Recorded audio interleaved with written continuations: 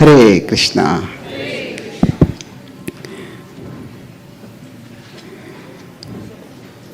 So we continue our discussion of the Gopi Geet. So as I mentioned in the morning, that this particular section is demonstrating love in separation.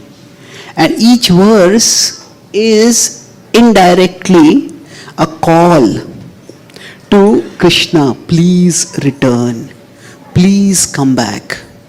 The first verse tied the call to Vrindavan. Krishna, you have made the place glorious. Will you make it inglorious now by abandoning us, by subjecting us to such misfortune in a place of fortune?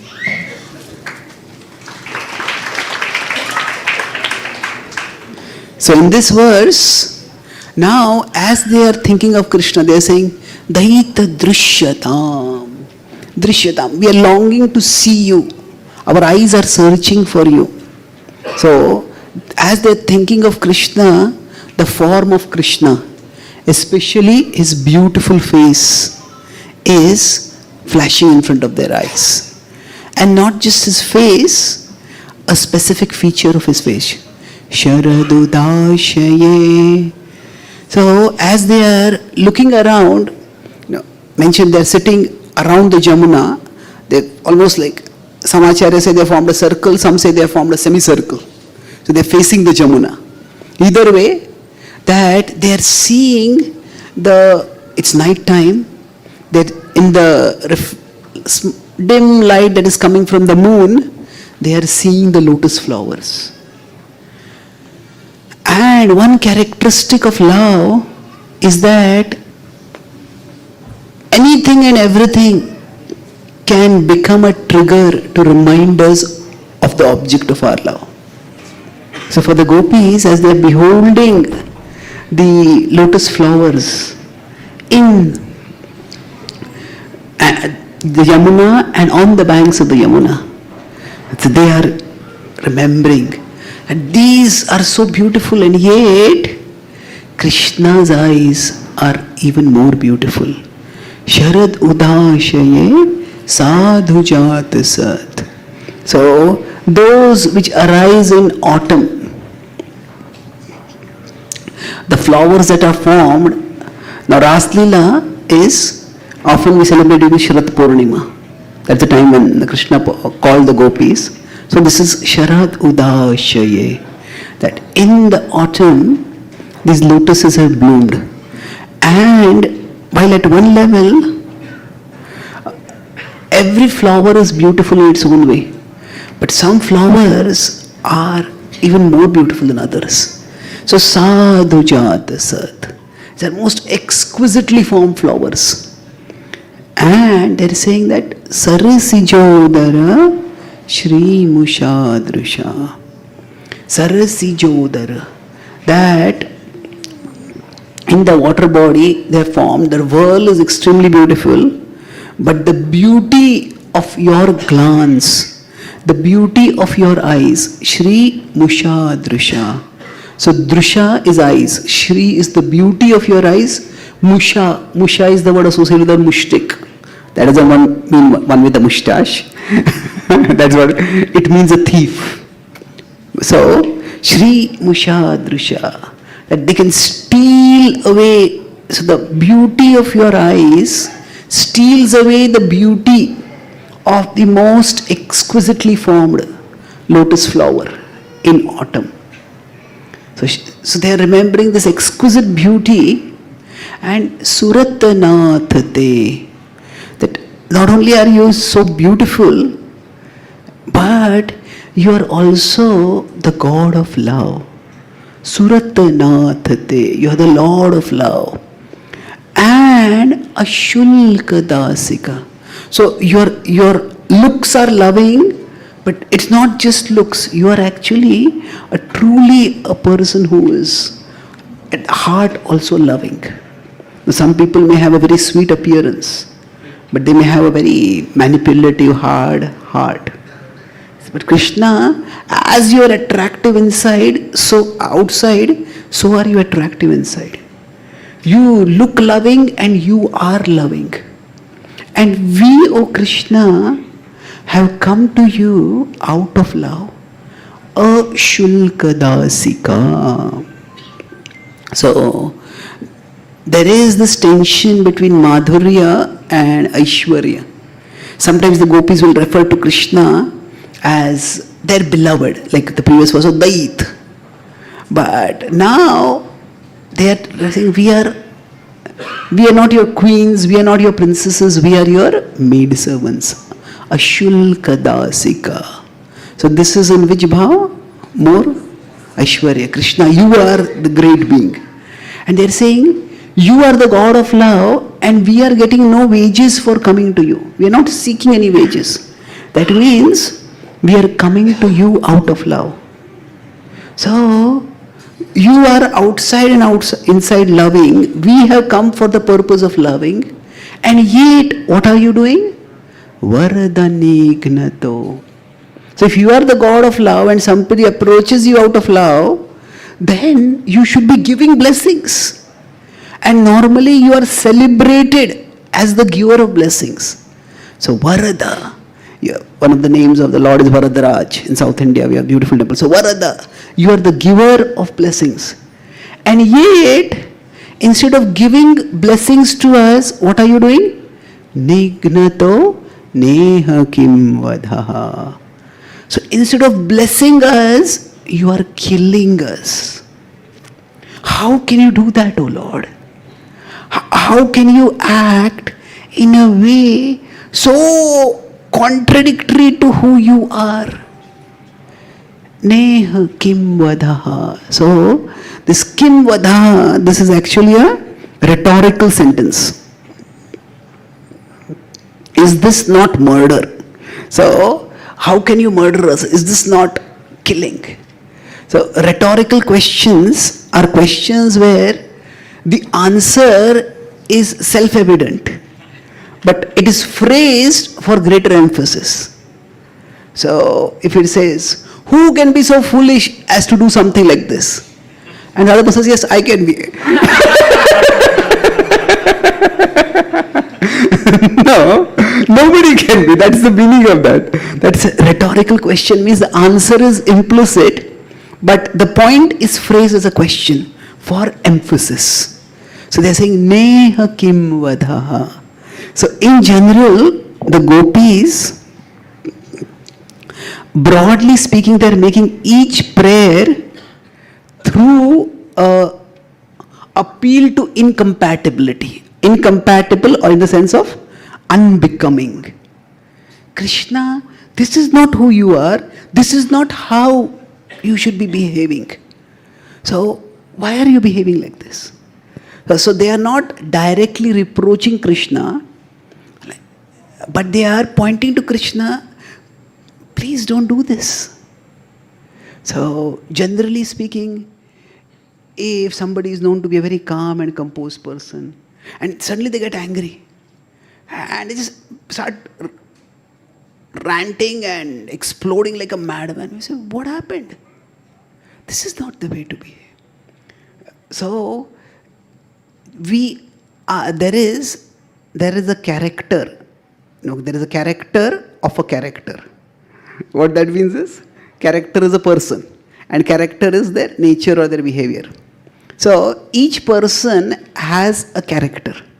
Some people are more introvert, some people are more extrovert, some people are very lavish in appreciating others. Some people are very stingy in appreciating others. So there are different kinds of people. Everybody has their character. But here the gopis are saying, you are behaving out of character. So, this is not who you are. Say if in a movie there is a hero and suddenly the hero starts behaving like a villain. Hero starts, instead of protecting innocent people, the hero starts attacking innocent people. Instead of acting in virtuous ways, the hero starts acting in vicious ways. You say, what's happening? Is this really a hero? Why is this person acting like that? So they are telling Krishna, you are acting out of character. So they're doing this in this simple verse. The focus is on love over here. So they are making 4 points here. That you look loving, you are known to be loving. Look loving means from the beauty they are talking about that. Sharadudashaye sadhujata sat. You look extremely loving. You are known to be loving. You are suratanathate. And you are being approached out of love. We are coming to you out of love. And you are known to be a blesser, a giver of blessings.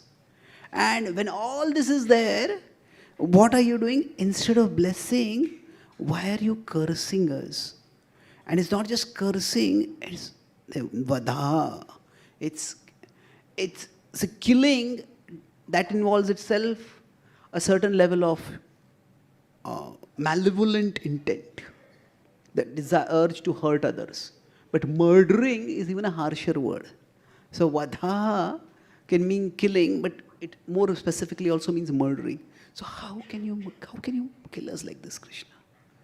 So in this way, they're actually begging to Krishna, please Krishna, return. Please Krishna, come back. So now,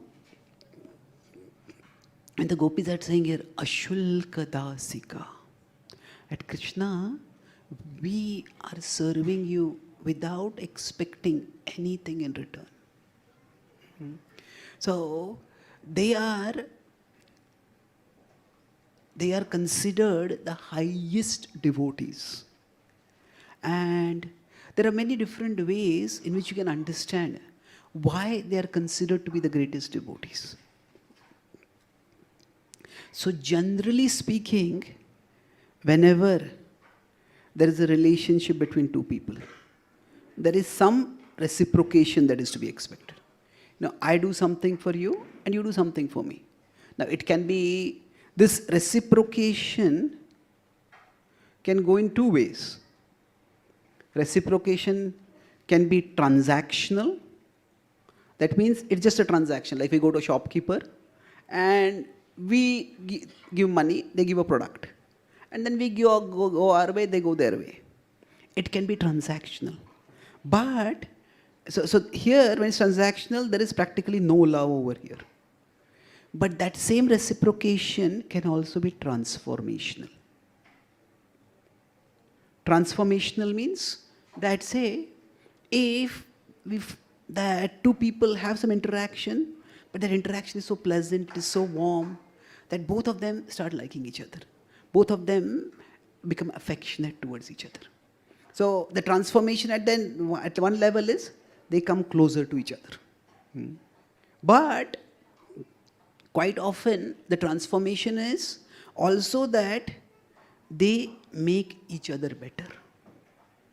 It is that make each other better means if a couple has a child.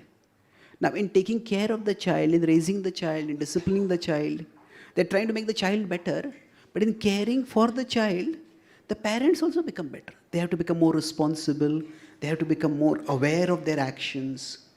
So basically, parents make children and children make parents. That means, children make those who have begotten a child to become a parent. So the idea is, in a healthy relationship, there is transformation. That both come closer and become better. At the same time, generally speaking, so this is a different topic which we'll come to about the relationship being transformational, reciprocation. So reciprocation itself is not necessarily a sign of a loveless relationship. It is what kind of love is expected. What is the nature of the emotions and the dynamics in the relationship. So normally we expect some reciprocation. If I do something for you, then you do something. If I am talking politely with you and you are yelling at me, then hey, what's going on? This is not appropriate. So there is reciprocation expected. And generally when the reciprocation goes as expected, then both come closer to each other. Now imagine in a relationship, if say one person is doing a lot for the other person and the other person is barely doing anything, then what happens is that creates a strain in the relationship. Now the strain is on this side, not necessarily on the other side. The other person is very comfortable. I am getting a lot and I have to do so little. But if it happens that in a relationship for a long, long time, there is a lot that is given and very little that is got back, then we start thinking, what is the point of this relationship? Why am I even here? So normally, any relationship becomes tested. So love, it gets tested when we feel when the reciprocation, there is either no reciprocation or even there is low reciprocation. So when that happens, the relationship becomes tested. And if someone, say, does a lot for another person, even when there is practically no reciprocation, then that is actually a sign of great love. Say, now if say parents have a child and the child also is intelligent, hardworking, child does well and child makes the parents proud, then there is a very sweet relationship between them. But say if the child is autistic, then there's not much the child can do. And then practically in that relationship, the parents, they have to keep giving throughout their life practically. Now of course, that child may also, for them even a small reciprocation of that child will be very rewarding. But still, if in such a relationship, parents are taking care of the child, that is a testament to their love. Now at least if the child is autistic, we understand that the child can't reciprocate. But if the child is deliberately not reciprocating, deliberately defying, deliberately neglecting or rejecting whatever the parents are saying, then to still continue loving the child, that becomes a test. That becomes quite difficult. So sometimes we may, if we consider love as an obligation or a duty, so it may be that, I was talking with one devotee, we were talking about another devotee. He was telling that, this devotee had a lot of, you can say he had a lot of difficulties or he was creating a lot of difficulties, both ways. So this senior devotee had been the person who brought him to bhakti and he had taken care of him. So he said, I love him, but I just can't like him. Now, we will say, how is that possible? Liking is included in loving. Well, he was saying that love in the sense that I'll be there for him. Because I introduced him, I have a sense of duty, so I'll be there for him. I love him, but we can't really, if there is no reciprocation, so it's very difficult to have positive emotion. So he was saying that love in the sense of action I will do, but in the sense of emotion, it's very difficult. So why are we talking about all this over here? Here, the gopis in one sense are doing so much for Krishna. They have left everything for Krishna. And all that Krishna had to do was just be with them. And Krishna has left them. So, this is a great test of love. When we suffer pain because of the very object of love, that is extremely difficult to bear. We'll talk about this pain later, more again. But the point is that they have literally given everything up for Krishna. Sarva dharman parityajya mamekam sharanam raja. They're saying, Krishna, all that we expected from you is you called us and we have come. How can you abandon us? So, the gopis are considered the highest devotees because even when they get little or no reciprocation from Krishna, in fact, what they get is abandonment that can seem like rejection from Krishna. Still, they never give up Krishna. Whether it is when Krishna has abandoned them in the forest at night, or whether it is when Krishna leaves them and goes away, when he goes to Mathura. So that they stay on with him. They remain waiting for him. That is the testament to their unparalleled love. So that is signified over here in Ashulka Dasika. So in one sense they are ready to give up everything for Krishna, but still Krishna, we love you so much that separation from you is just unbearable. It feels like death to us. How can you subject us to such death? Neha kim vadha. So let's sing this a few more times.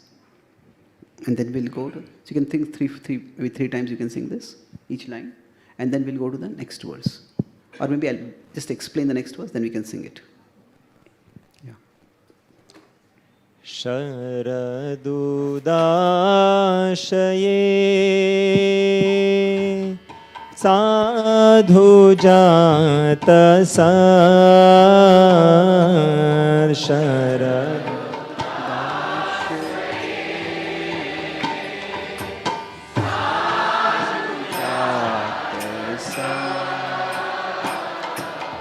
Sharadudashaye sadhu jata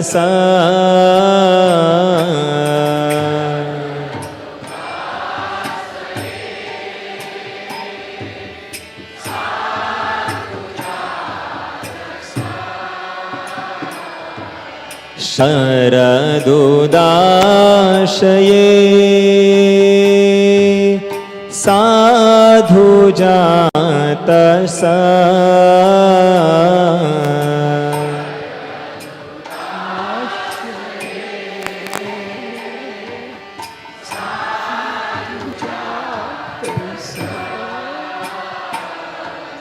sarasi jodara nimradrisha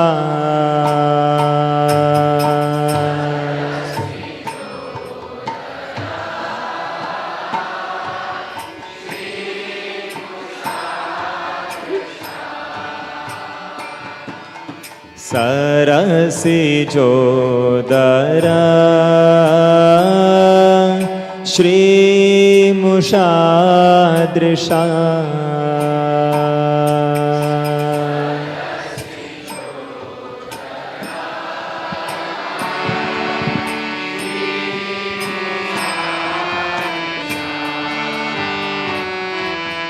Sarasi Jodara Shri Mushadrisha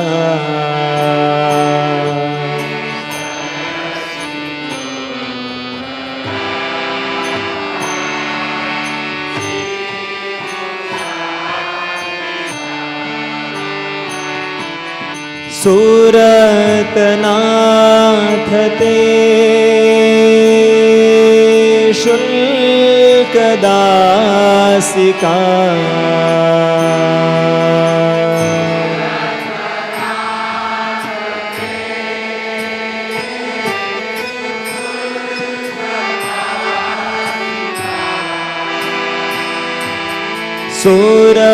Suratnath te Shulkadasika दासिका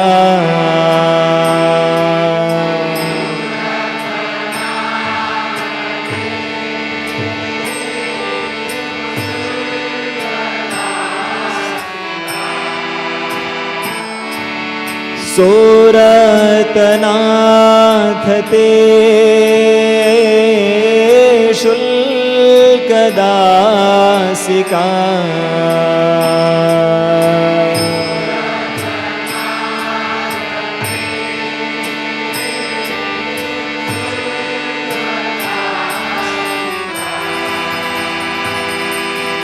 वरदने घ्नतो नेह किं वदः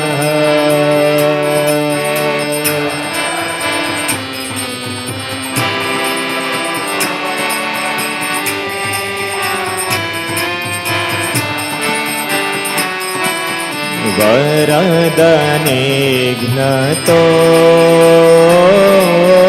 नेह किं वदः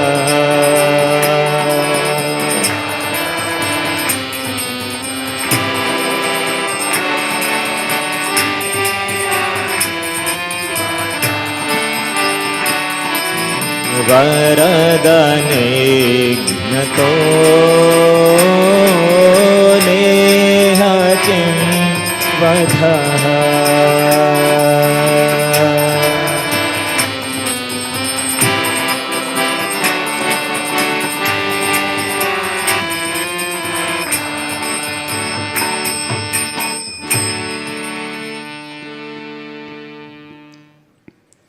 So now continuing this theme of killing, they say, Krishna, such killing is unbecoming for you because you had done the opposite of that many, many times.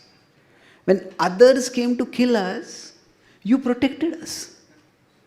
So when you were our protector, why is the protector becoming the killer now? How is this becoming for you? So they give examples.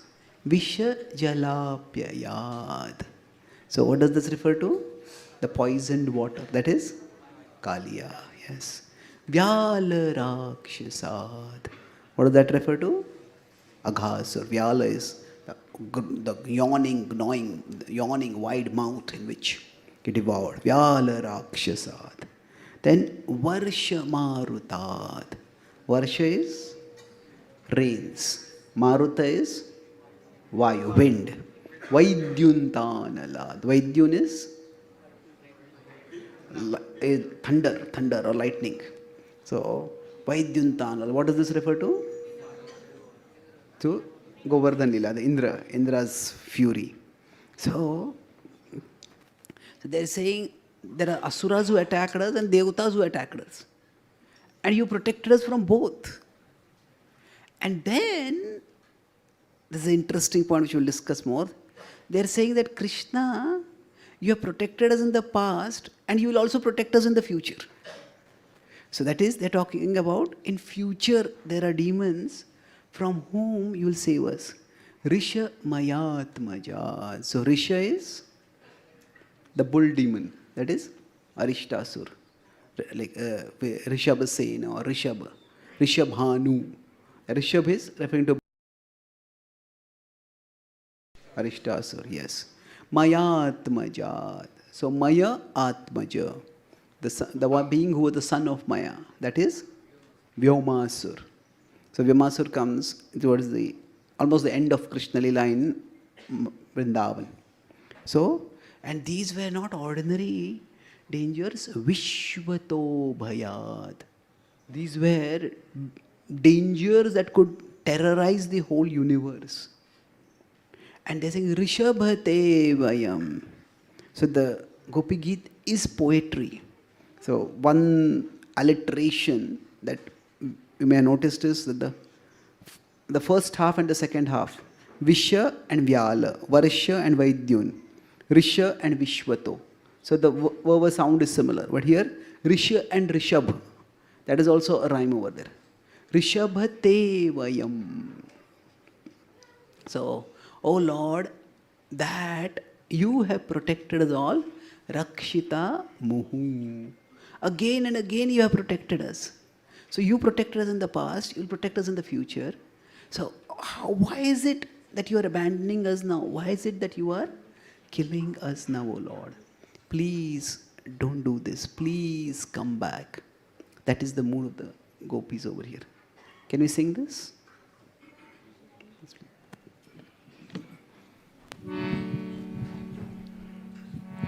विषजलाप्यया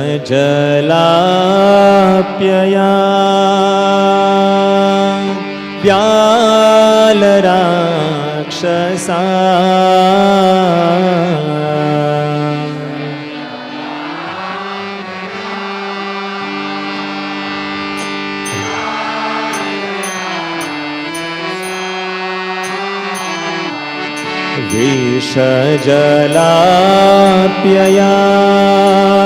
विषजलाप्यया व्यालराक्षसा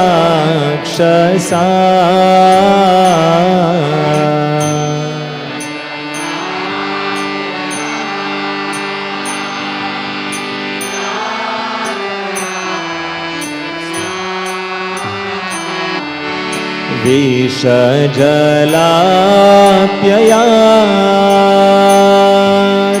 व्यालराक्षसा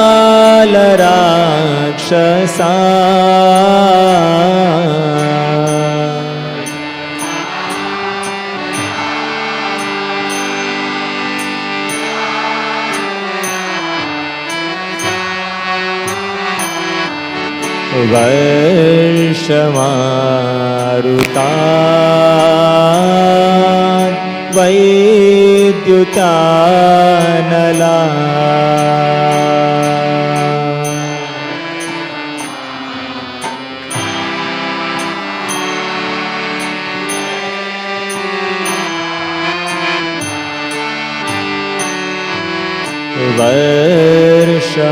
वर्षमारुता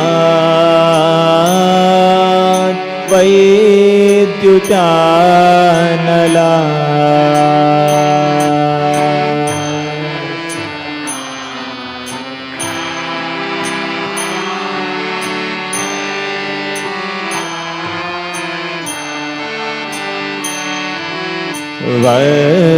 वर्षमारुता द्वैद्युतानला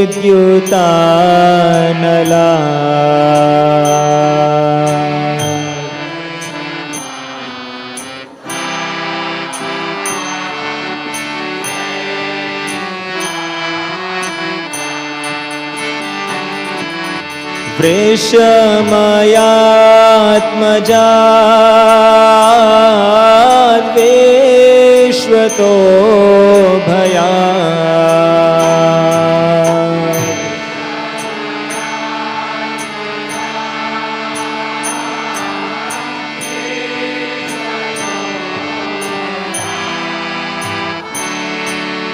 वृषमयात्मजा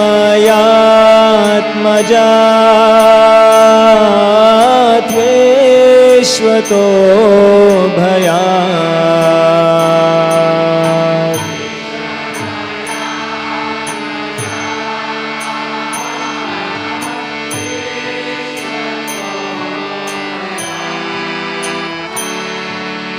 वृषमयात्मजा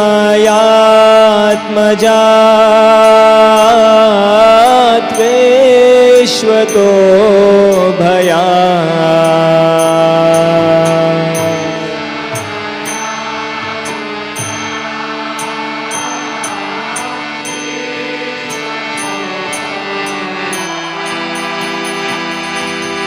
ऋषभते वयं रक्षितामोः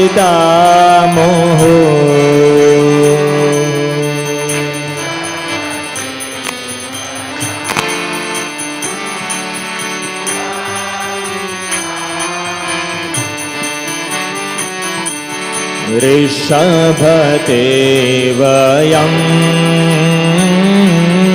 रक्षितामोः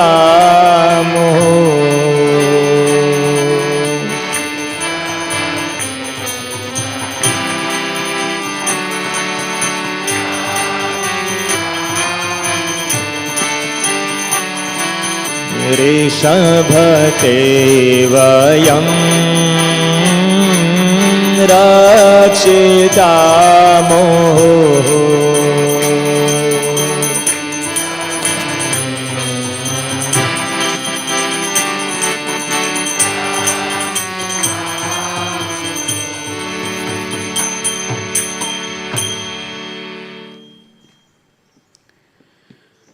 So, the Bhagavatam itself is poetic. And some aspects of the poetry, or some sections, the poetry is much more evident than others. The poetry doesn't just happen by rhymes or alliterations. In general, the difference between poetry and prose is that in poetry, things are often spoken indirectly. And so there is literal speech, there is non-literal speech. And sometimes the indirect evokes greater emotion. So here, even the demons are referred to, or the dangers are referred to more indirectly. It's not just Kaliya, it's Vishajalapyayad. So it is not just that the snake was poisonous, that the snakes, all snakes are poisonous, but this snake had made all the water poisonous. So the gravity of the danger, the immensity of the risk that was there, the almost inevitability of death that was coming upon them, that is what is being talked about. So like that, when they are referring to the danger, they are not referring so much, they could refer to the person who is causing the danger, the being, the creature who is causing the danger. But they're focusing on the principle of the danger itself. That there are such dangers that came. And similarly, each of the things that is described in the Govardhan Lila, or in Indra's attack that came before, each one of these was enough to kill. The rain itself, sometimes there's just heavy rains, even if there is no winds, there can be flood because of that. Sometimes there is just a huge wind, and the wind itself can devastate. So, I was in America. In America, there are certain areas which are very tornado prone. And tornado is a sudden heavy storm. So, Trinavarth was like a tornado, is like something like a tornado. The hurricane, whatever word we want to use. But tornado is a specific kind of storm. So, we were, one devotee was driving me from one place to another for a program, and suddenly his car started beeping. And he said, "What is this?" He said, "This is a tornado alert." So it was, the weather was suddenly very clear, and suddenly it became clouded and dark. And he started driving fast. He said, keep an eye out. He said, if you see a sudden storm like clouds or waves coming, any strange thing you see anywhere nearby, just warn me. So I said, okay.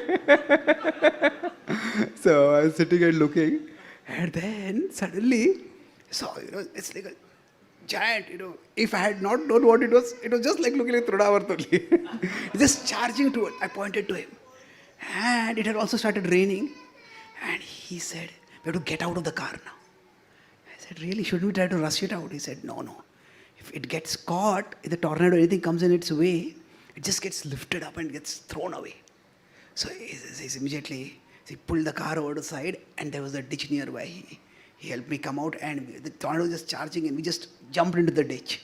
He jumped in. I said, come on, jump in. I said, okay, I can't jump. I said, okay. I jumped in. Fortunately, when the clutches landed firmly, then he pulled me down, and we lay on the ground. And then we heard such a noise. And I've never heard a noise so loud. It was just, and then finally the noise disappeared, and then we got up and we came out, and we saw there was no car over there. So we looked around, and we saw the car was lying in the fields nearby. So he was saying, when I came here, I was told that I should get tornado insurance. I was thinking it's unnecessary waste of money. But now I realize that good that I got the tornado insurance for my car. So anyway, my point is that wind alone can devastate and destroy. And then we all know lightning. Lightning, it falls somewhere, whole house can just be burnt. So each of these can be a great danger, and all three dangers came at one time. So it was unbearable. They're saying, so they are talking about not just the person, but the danger that was there. That's the poetic way of expressing. So, Vyala Rakshasa. The Rakshasa, what was the danger? His mouth was so huge. So they are talking about the dangers that they have survived. Now, interestingly, among these dangers, which were the danger in which the gopis were personally present? It is only Govardhan Leela, isn't it? Varshama, Rutad, Vaidyantanalat. So the gopis, while they are themselves the dearmost devotees of Krishna, there is a sense of a very close bond among all the Brajavasis. And if there is a danger or a risk to anyone, that is a risk or danger to everyone. So when the gopas had apparently died because of the poisonous water, so that was a great danger. They also felt the pain. When the gopas had entered into the mouth of Aghasur, so that was the danger for the gopas, but that was a danger for them also. So it is, here the gopis are thinking not just of Krishna as someone who has protected them specifically, but Krishna as a protector and a protector of Vrindavan, of all Vrajavasis. Krishna, you are by nature a protector. So when you are by nature a protector, how can you not be protecting us? And then they are saying further that in the future. So in this particular verse, the gopis, their sense of self, it extends beyond themselves. Vayam, when they are saying, it is not just me. Vayam is not mam, it is we.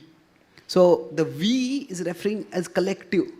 See, we can refer to many things. We can refer to a particular group of devotees. We can refer to the entire community of devotees in a particular city. We can refer to devotees that are spread all over India, devotee community all over the world.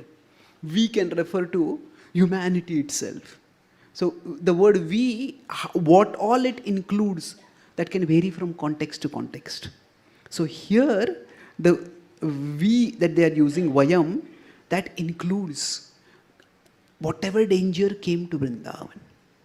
And then their sense of time also is, it's including the past and it's including the future. So, now how is it that the gopis know about the future?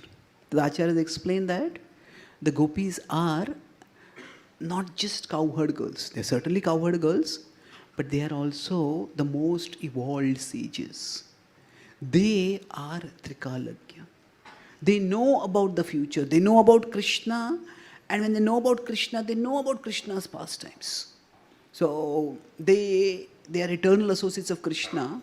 So they have been with Krishna in the past.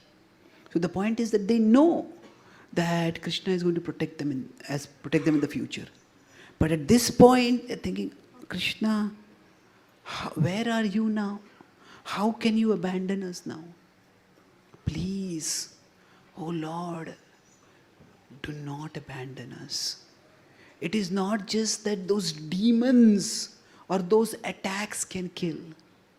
Separation from you is like a sword that is piercing into our heart and is ripping our heart apart. Please, Krishna, return. So there is no explicit call for return, but it is implicit that you are always the protector. How can you not protect us? So, while this call is there, this sense of time, at past and future. Now, for all of us, we don't know the future, what is going to happen for us. But if we look at our own lives, sometimes we may feel abandoned by Krishna.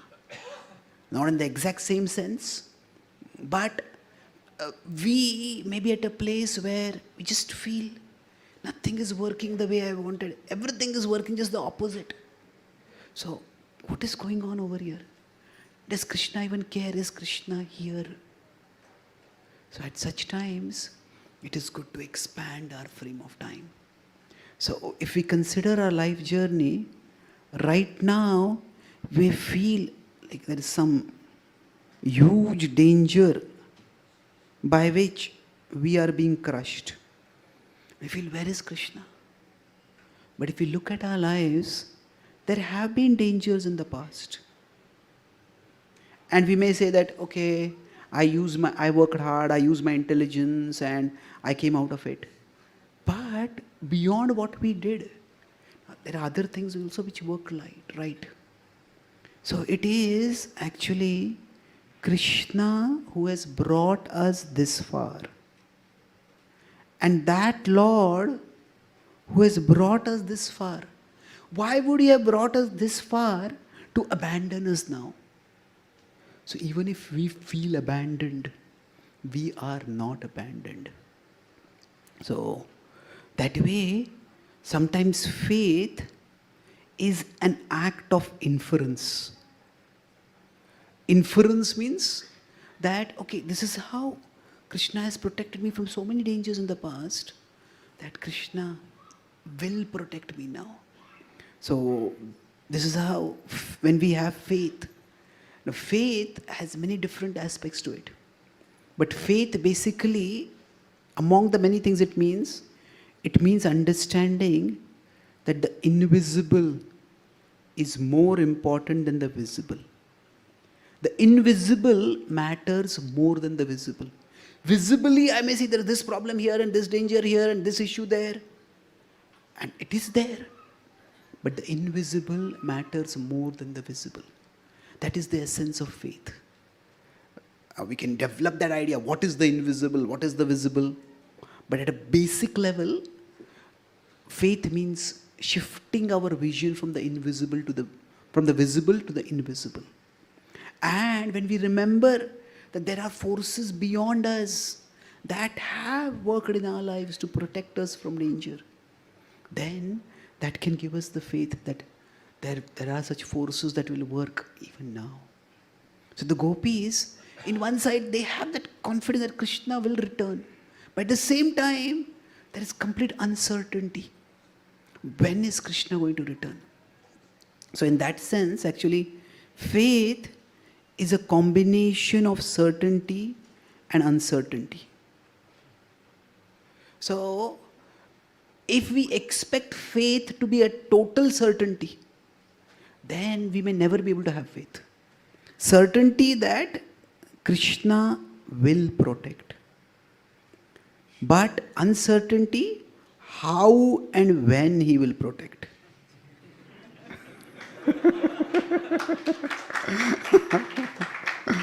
So Krishna has His how means, Krishna has His own means. And when is His Krishna has His own timings. So sometimes Krishna may let a problem go on. That's why there is faith is this. If we expect faith to be complete uncertainty, then faith will become impossible. But if we accept faith to be complete certainty, then we will say, okay, this doesn't seem to be working. So faith has this combination that we expect total certainty. Then that will be unrealistic. Because the world is bigger than us, Krishna is bigger than us. We can't have everything clear. But if we expect faith to be total uncertainty, then that will be unsustainable for us. There's nothing I can know. So for us, faith will be a combination of both. And to some extent, the certainty comes from our past. Not just past is our past and others' past. What that means is, the scriptures tell us many, many incidents where Krishna has protected devotees. And the scriptures and our own life, we may have had some experiences. So from the past, we get that certainty. But with respect to the present and with respect to the future, there may be uncertainty. And that willingness to accept that, faith will always be certainty and uncertainty. So Prabhupada is saying, Ache kichu karya tabe ei anumane. So he's saying, Krishna, you have been very merciful to me. Boro krupa koile Krishna adhamera prati. Ki lagiyani leheta koroe bekati. You have been very merciful to me that you have brought me here. And achi kichu karya tabe. You must have some purpose for me. You must have some plan for me. And ei anumane. So in one sense, Prabhupada had complete confidence. We say that Prabhupada's faith was such that I see temples, I see devotees. Only time is separating us. But Prabhupada also didn't know how much time was separating. Isn't it? And Prabhupada also didn't know exactly how it is going to happen. See, Prabhupada said, when he landed on the Boston Pier, he said, I didn't even know whether to turn left or right. So it was not that Prabhupada had some direct personal hotline with Krishna in which Krishna was dictating, okay, turn this way now, talk with this person. This person is going to become a devotee. This person is not going to become a devotee. Don't spend time on this person. No. It was like Prabhupada was a person in his own right. And so, Anumane, he's saying, I'm guessing that there, you must have some plan. And then Prabhupada is also making an inference. What is the inference based on? Nahe keno ani bena ei ugrastane. Otherwise, why would you have brought me to this dangerous place, this terrible place? So, now Prabhupada worked very hard. He talked with whoever he could find who seemed to have some contacts with America to get an opportunity to come to America. But eventually Prabhupada's coming to America was a miracle, was an act of God practically. You know, the Mr. Agarwal who asked his son to give a sponsorship letter for Prabhupada, Prabhupada had just met him just casually and Prabhupada had mentioned it and said, yeah, I'll do that. I'll ask my son. And he had not seemed to be like a very ardent follower and many people had made similar promises to Prabhupada. And at that time, Prabhupada didn't even have a home. So that particular letter, which from the American embassy, it came to him saying that your sponsorship has been, your visa has been basically approved. That letter was actually forwarded 6 times because Prabhupada's address was changing so much.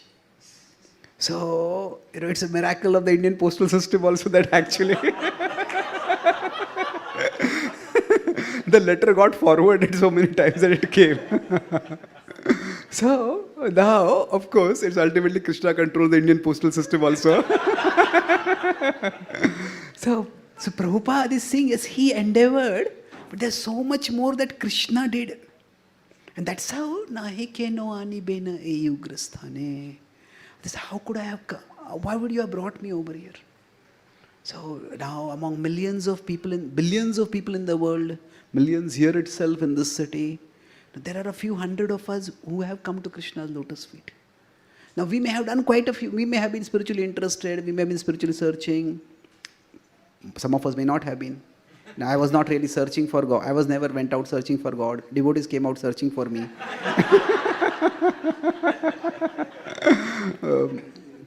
But the fact that we have come this far, it is definitely Krishna's role over here. Otherwise, how would we have been introduced to the path of bhakti and the path where there is serious sadhana? The relationship with Krishna is a serious relationship. And we have come as far as we have come. We can see Krishna has brought us this far. He won't abandon us now. So that is, the gopis have that faith, Krishna is going to protect us. So that certainty is there. But still, how is Krishna going to protect? When is Krishna going to come back? They're begging Krishna, come, please return. So, that certainty and uncertainty. That is what faith is, the mysterious combination of. Yes, please. Maybe we can recite it once now, because I think we'll have to move forward. Or you can do it 3 times, no problem. We have, what till what time? 8:30. Okay, then we'll take one more. Yeah, you can go ahead. 3 times is fine.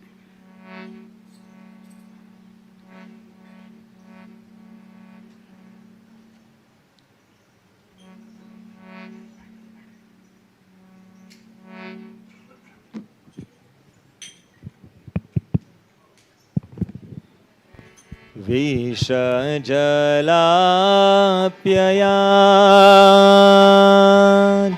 व्यालराक्षसा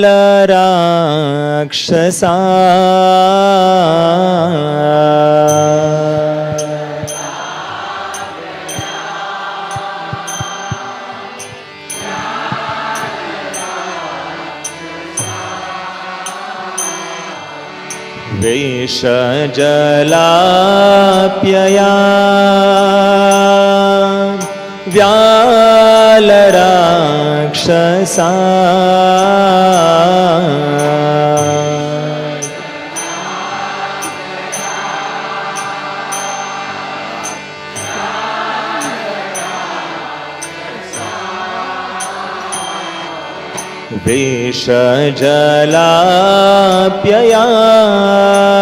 विषजलाप्ययान् व्यालराक्षसा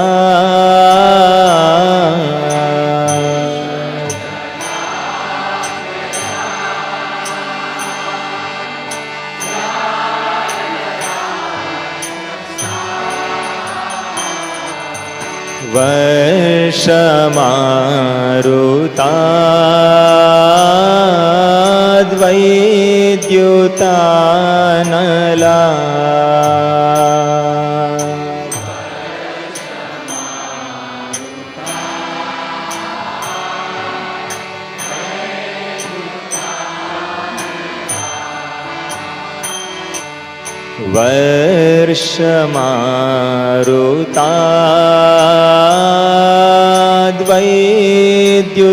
वर्षमारुताद्वैद्युतानला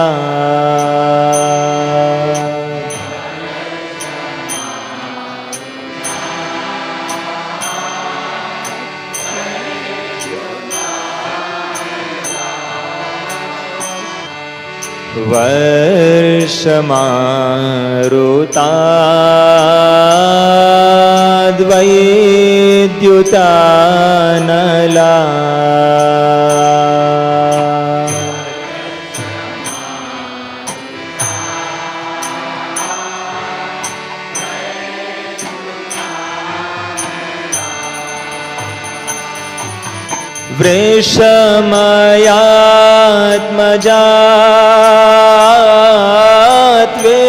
वृषमयात्मजात्वेश्वतो भया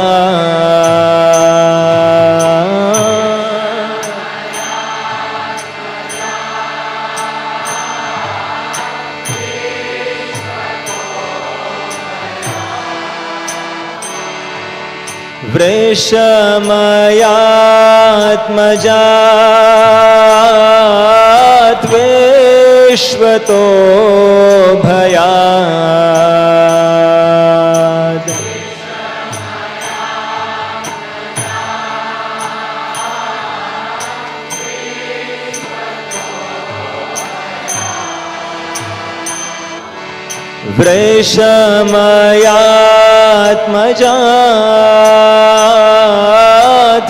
वृषमयात्मजात्वेश्वतो भयात्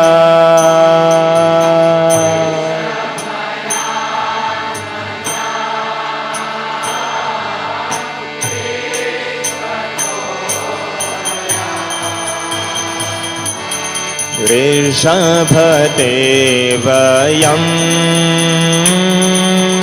रक्षितामोः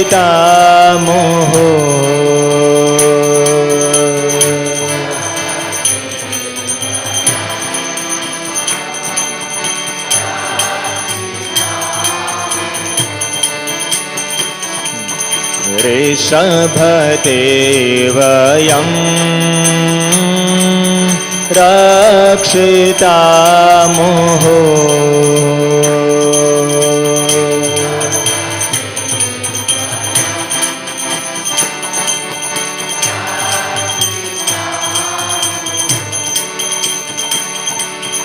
ऋषभते वयं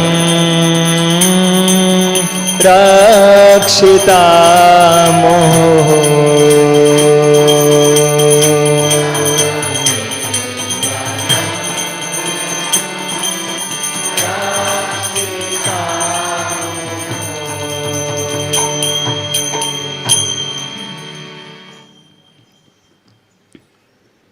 So now, as the gopis are contemplating how Krishna has protected them from extraordinary dangers, from the kind of dangers that would have terrorized the whole universe, Vishwato Bhayat.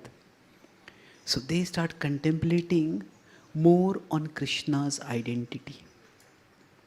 And they start dwelling, okay, Krishna, who are you? Nakhalu Gopika, certainly you are not Nandano Bhavan, that you are not the son of Yashoda. So the gopis are thinking of Krishna in terms of how they know him. So in most traditional cultures, if we know each other, okay, this is the son of so and so, this is the daughter of so and so, this is how we know each other. That the gopis have grown up with Krishna, and for him, they was always the son of Yashoda. He's of course the son of Nanda Maharaj. They are females. They're thinking of Krishna in terms of the son of Yashoda. So you are certainly not that. Nandano Bhavan. Then who are you?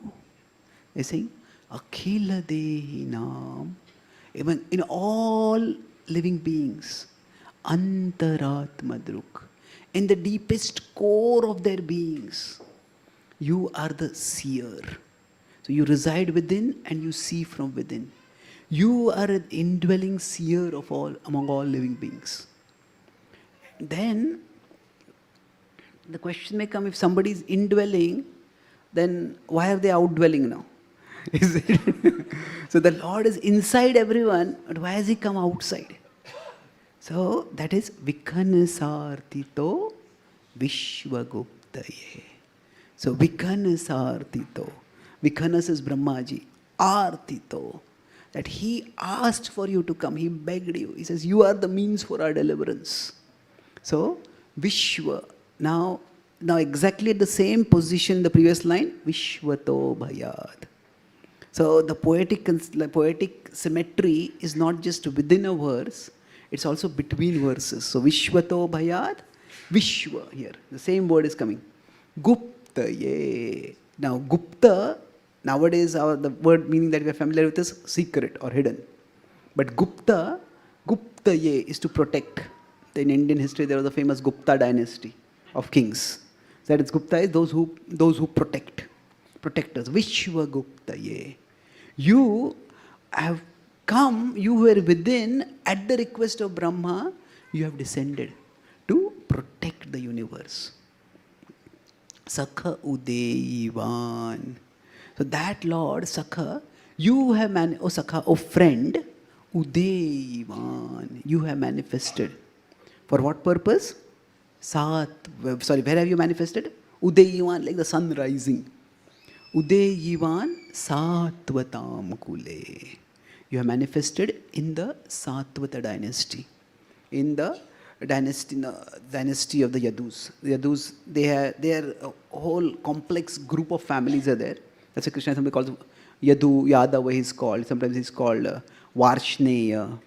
So like that, he says Satvatam Kule. Satvata is also one of the names of that dynasty. So you have appeared in this dynasty. Yes, you can recite it. I think you can just recite it and then we'll speak. We will not be able to recite it again at the end, but you can, yeah. Maybe do it twice right now. We'll want to finish before you. न खलु गोपिका नन्दनो भवान्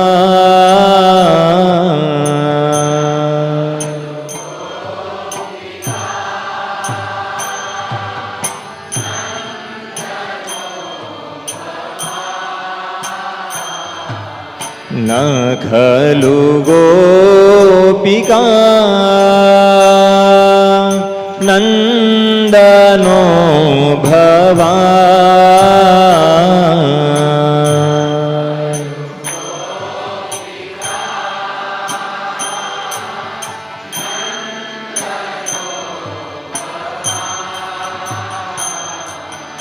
अखिल देहिनामन्तरात्मद्रे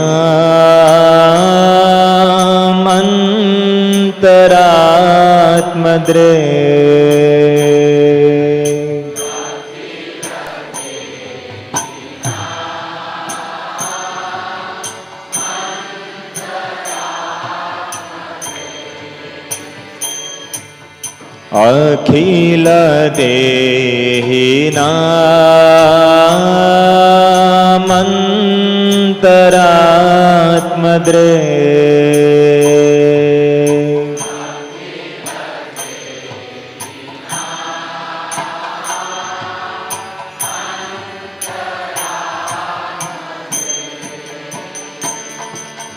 विघ्न सार्थितो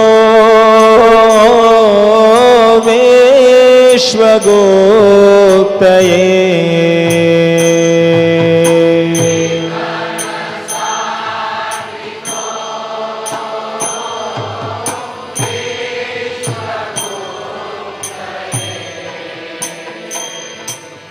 विघ्न सार्थितो विश्वगोप्तये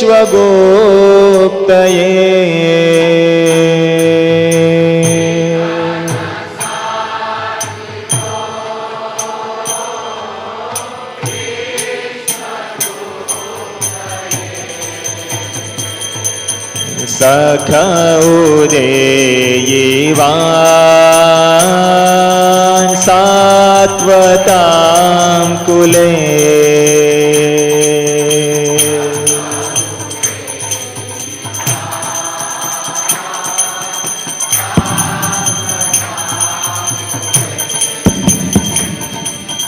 सखौरेयिवान् सात्वतां कुले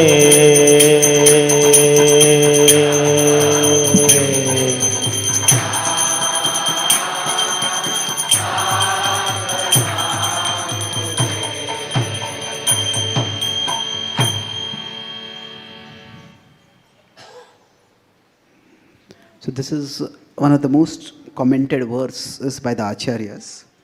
And in this, that line of thought is, Krishna, please return. So it happens in multiple ways. So if you consider a verse as having 4 lines, so A, B, C, D. So generally, in each of the verses, there is one flow of thought which culminates in Krishna, please return. Now, in this, actually, there are 3 ways in which the gopis are saying, please return. Please come back. Please show yourself to us. But the first line is, you are not Yashodanandan. So they're contemplating on his identity. But then who are you? You are the inner seer. Akhila Dehinam Antaratmadruk.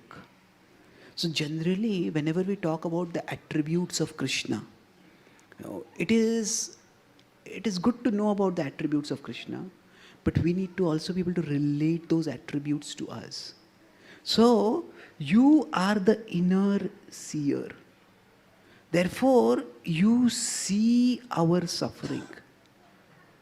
You are seeing how much agony we are in, O Lord. So, seeing how much agony we are in, please come back. Please, O Lord. What our plight is. is not unknown to you. Sometimes somebody may say that, okay, I didn't know that you were having this problem. So, in fact, that is what Krishna tells Draupadi. Now, at one level, Krishna comes to protect Draupadi. But in the way the events happen, as described in the Mahabharata, all that they see is that her robe becomes extended. Nobody sees Krishna over there. And they think that because Draupadi is so chaste, because of her chastity, by some mystical arrangement, her robe got extended.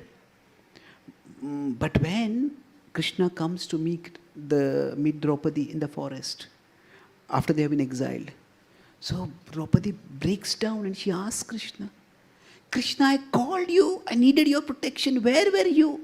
He says, I'm your relative, I'm your friend, I'm your devotee, I deserved your protection.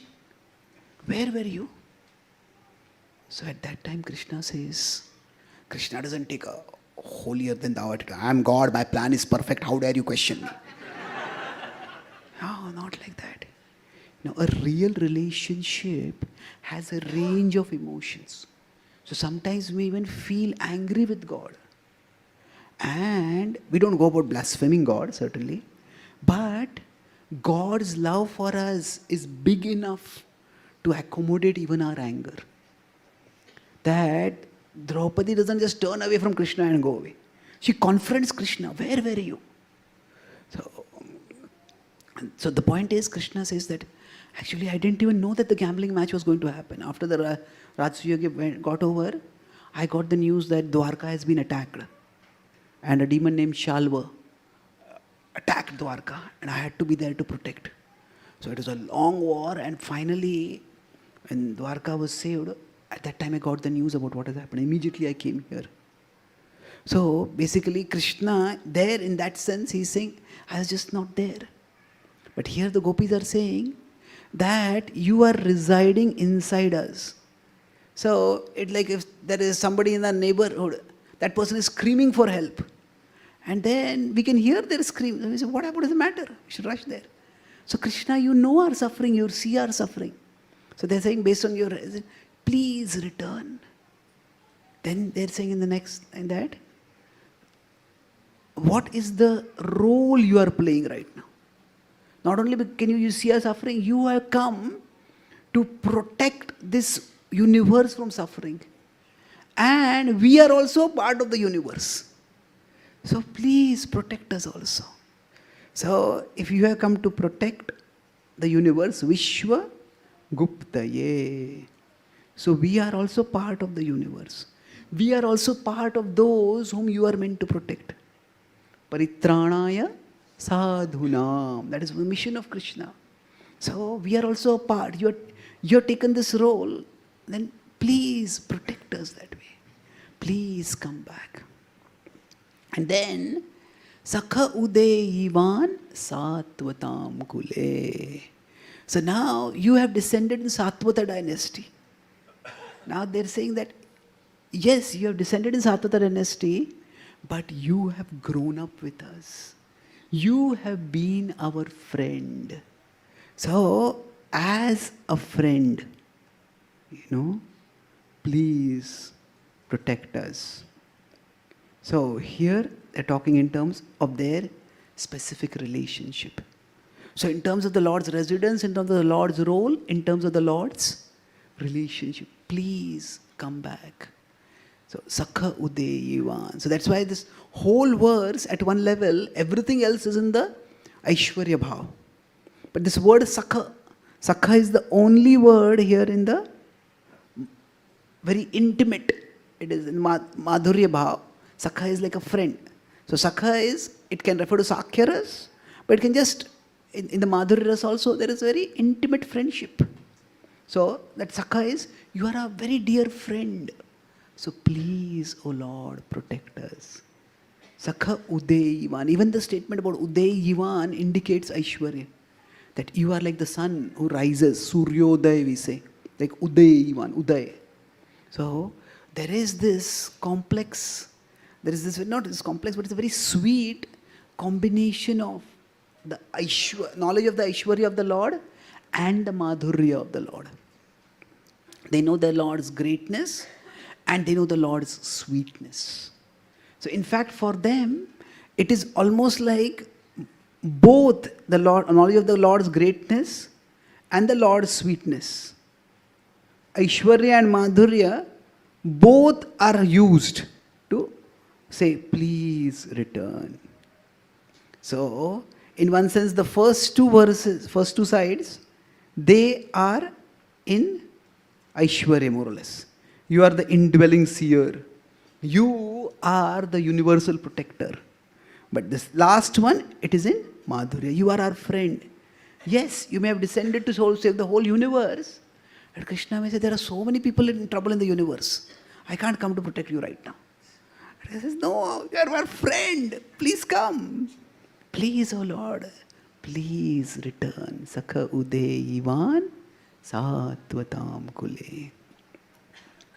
So a devotee, now we may say, does the Lord need to be reminded like this? That in the Ishopanishad there is a word, Om Kritosmara Kritosmara.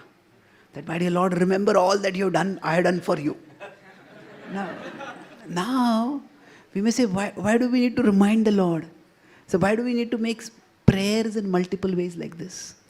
Actually, in one sense, when we pray, praying is not for reminding the Lord. It is also for reminding ourselves of the Lord. That we have this intimate relationship with the Lord, that we are personally connected with the Lord. So it is, yes, we are calling out to Krishna, but while calling out to Krishna, that is a reminder to us also. So many people, when they're at a temple, at the entrance of the temple, there is a bell. So their idea is, God is sleeping, I ring the bell, I wake up God. But the idea is, the bell is to remind us, I am entering into a sacred space now. Let me awaken my consciousness. So when we pray, in general, the connection with the Lord, that enables us to experience His presence, that comes through the investment of emotion. So these various ways they are appealing to the Lord, basically this is the way of investing emotion. So for all of us, when we are trying to pray, it is important to invest our emotion in our prayer. So otherwise the prayer just becomes like just a mechanical utterance. There is no heart invested in it. So the more we invest our emotion, the more we come closer to the Lord, and the more we experience His presence. So it is for that purpose. When we also pray, we are calling to the Lord for help, and we may talk about, Krishna, you protected me in this situation, you helped me in this situation, Krishna, you gave me this blessing, Krishna, please, oh Lord, help me now. So the idea is that in one sense we are calling out to Krishna, but we are also reminding ourselves, Krishna has blessed us in this way. Krishna has all these powers, and that Krishna will bless us also. So in this way, the gopis are calling out to Krishna. In the next verse, they'll continue this theme, that Satvatam Kule. So we'll discuss that in tomorrow's session. So I'll summarize. We discussed 3 main points today. So in the second verse, the theme was of how the gopis' love is so selfless. That is the theme. And then how they gave everything to Krishna, and Krishna, in one sense, abandoned them by giving practically nothing. And yet, they are not abandoning Krishna. So, Ashulka Dasika. So, they talk about, Krishna, you look so loving, you are so, your looks, your heart, they're all so loving, and you are the blesser, and our motive is also pure. Yet, how can you abandon us? So, it is a prayer that is centered on the loving nature of the Lord. Please return. Then, in the third verse, there the focus was on protection. You have protected us in the past. You will protect us in the future. How can you not protect us now, Lord? please protect us. So we discussed about faith. It often comes by looking at the past. By looking at the past, we get certainty. Now, with respect to the present and the future, often there will be uncertainty. So, by knowing that the Lord has brought us this far, we can have the faith that the Lord will not abandon us. So, faith is an inference, and there is a combination of certainty and uncertainty over it. So, the gopis are certain that Krishna has protected them in the past and he will protect. But what about now? What is Krishna going to do?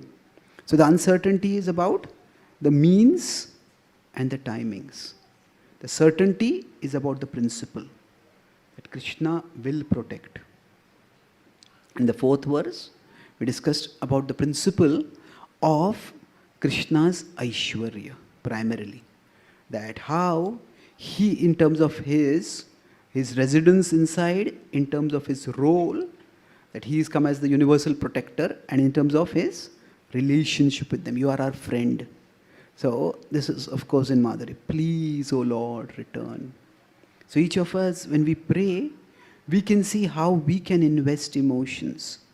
And reminding the Lord, it's a reminder, not so much for the Lord, it is a reminder for ourselves. Through the prayer that we offer to the Lord, we remind ourselves that the Lord does protect. Thank you very much. Hare Krishna.